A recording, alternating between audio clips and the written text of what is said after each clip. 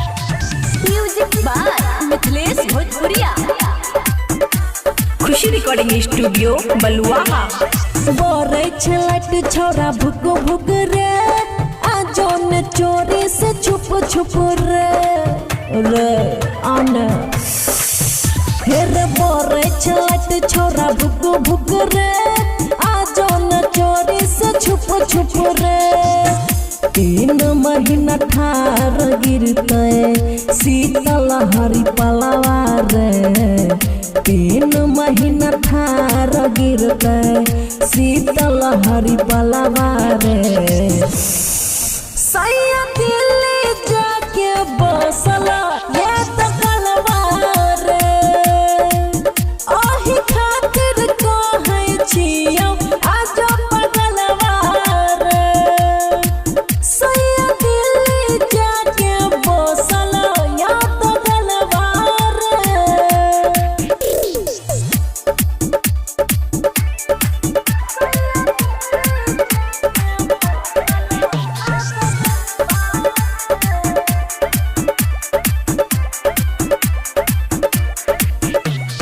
बनी के चादर छोड़ा सीना में छुपे के जो सैया वाला खजाना में आके लिपट जो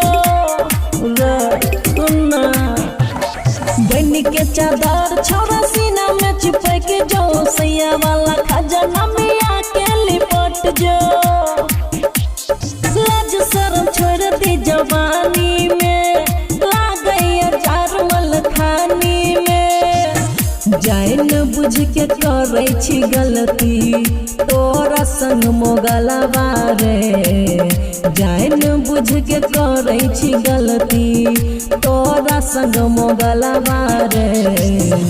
सैया दिल्ली जाके बसल या तो गलवा रे एही खातिर कहै छियौ आजो पगलवा रे सैया दिल्ली जाके बसल या तो गलवा रे।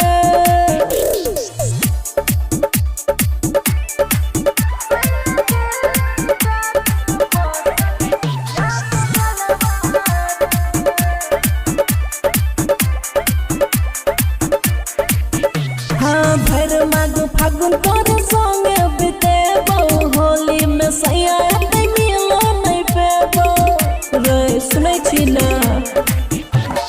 भर माग फागुन तोरे संगे बितेबो होली में सैया एते मिलो नहीं पेबो हिर रखी है ख्याल अपन जान के प्यार करबो घर वाला मान के राइटर ओम प्रकाश पिया भेलै चुगलवा रे राइटर ओम प्रकाश पिया भेलै चुगलवा रे सैया दिल्ली जाके बसल या तो गलवा रे एही खातिर कहै छियौ आजो पगलवा रे सैया दिल्ली जाके बसल या तो गलवा रे। खुशी रिकॉर्डिंग स्टूडियो बलुआहा।